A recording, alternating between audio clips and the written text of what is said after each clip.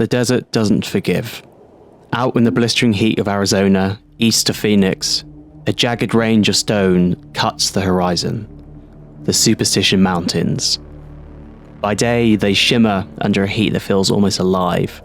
The air wavers, rattlesnakes coil in the dust, and the wind carries the scent of mesquite and something older, something that's been here longer than time.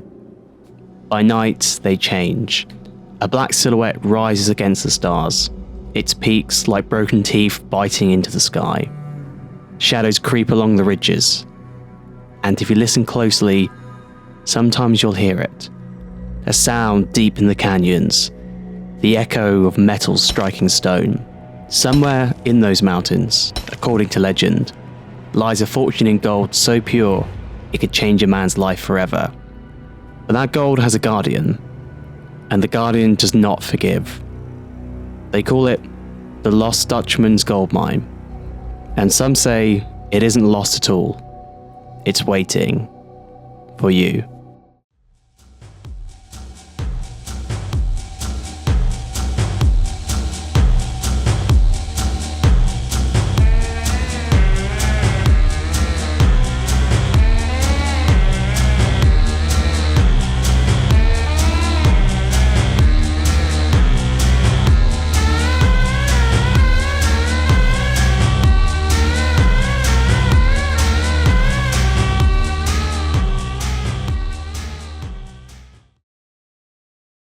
Jacob Waltz, the man they called the Dutchman, wasn't Dutch, he was German. Born sometime around 1810 in Württemberg, like many in the mid-1800s, he crossed the Atlantic chasing dreams of fortune, drifting across America before finding himself in the Arizona territory.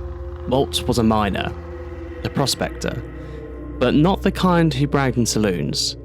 No, he kept to himself, worked alone, and every so often, he'd disappear into Superstition Mountains for days, sometimes weeks, and return with gold nuggets of almost unnatural purity. People asked him where it came from. He'd smile, maybe shrug, and then he'd change the subject. By the late 1800s, Jacob Waltz was old, his health failing, and in 1891, he caught pneumonia during a flood in Phoenix. Julia Thomas, a local woman he had befriended, took him in. It was on his deathbed that Waltz finally began to talk. He gave Julia directions, strange, cryptic instructions. Not a clear map, but a series of landmarks. He spoke of a trail leading past a place where the shadow of the needle falls at noon, of a hidden entrance concealed by brush that led into a canyon rich with gold. But again and again, he repeated a warning. Don't trust anyone. Julia leaned closer to hear every word, and some say she noticed Walt's eyes drifting away from her toward the dark corner of the room. His lips trembled as though he saw someone, or something, standing there.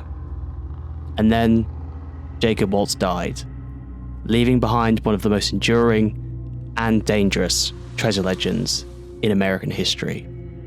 Walter's mine, if it existed, wasn't the first story of gold in the Superstitions. Long before Europeans arrived, the Apache considered the mountains sacred. They warned outsiders that the peaks were home to spirits, and that trespassers would be cursed. In the mid-1800s, the Peralta family, wealthy miners from Sonora, Mexico, came north after discovering rich gold deposits in the mountains. They worked in secret, hauling the ore out in mule trains. But secrecy didn't save them. One version of the story says the Peraltas were ambushed by Apache warriors in 1848. Almost the entire party was slaughtered. Their bodies were left where they fell, the gold scattered across the desert. Treasure hunters still claim that somewhere in the canyons, you can find the massacre ground. The remains of wagons, rusted tools, and human bones bleached white under the scorching sun. But there's another, more chilling detail. Some hikers moving through the canyons at night have reported seeing figures on horseback. Men in wide-brimmed hats, their saddlebags heavy with gold. When called out to, they don't respond. And when the moonlight hits their faces, they have no eyes, just empty, pale sockets.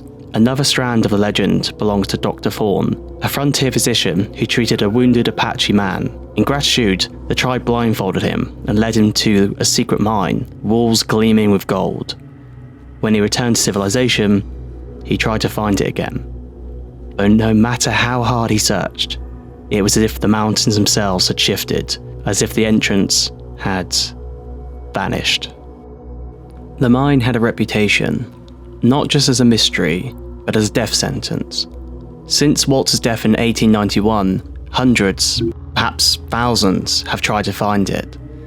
Many never came back.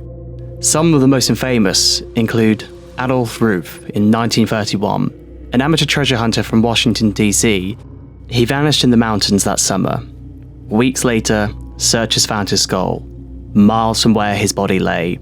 In his belongings, a map, handwritten across the top, Veni, Vida, Vici. I came, I saw, I conquered. Two soldiers in the 1880s, chasing a rumor of easy gold, rode into the mountains. Neither returned.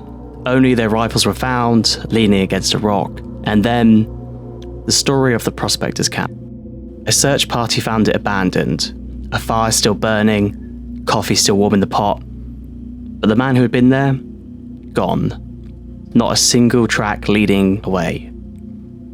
Many who survive speak of strange things before disaster strikes. Lights dancing in canyons at night, whispers that seem to come from the stone itself, the overwhelming sense that something is following them. Some call it the spirit of Jacob Waltz, others say it's older. Modern hikers, campers, and paranormal teams report eerie phenomena in the Superstition Mountains. Voices, captured on recorders, often saying, or it's us. Apparitions, shadowy men watching from cliffs, vanishing when approached. Sudden temperature drops under the blazing sun. Compass needles spinning wildly. GPS glitching out. Some even claim missing time, losing hours with no memory of what happened. One hiker recorded waking up in a dry riverbed with no idea how he got there. The last thing he remembered was seeing a man in old-fashioned clothes walking ahead of him. When he called out, the man turned. He had no face. Even today, people hunt for the mine. Some are seasoned survivalists, others are tourists who underestimate the desert. Every year, there are rescues and recoveries. Some claim they found something, a shaft, a vein, a stash, but they refuse to reveal the location, afraid of looters, or perhaps the curse. Others believe the mine isn't fixed at all, that it moves, not in a literal sense, but in a supernatural one, leading the greedy deeper and deeper until they vanish. Skeptics argue that the superstitions don't contain the kind of geology that would produce a rich gold vein. Maybe Waltz found a hidden Peralta stash. Maybe it was smuggled gold from elsewhere. Or maybe the gold was never the point. Maybe the story exists to protect something else. A sacred site, a dangerous secret. If the lost Dutchman's gold mine exists, it has been waiting for over a century, waiting for someone clever enough to read the signs, or foolish enough to ignore the warnings. Maybe it's not gold at all that lies at the heart of the Superstition Mountains. Maybe it is something else, something that watches from the rocks, follows in the shadows, whispers in the stillness. And if you go, remember the last words carved into the tree near an abandoned camp. They found me.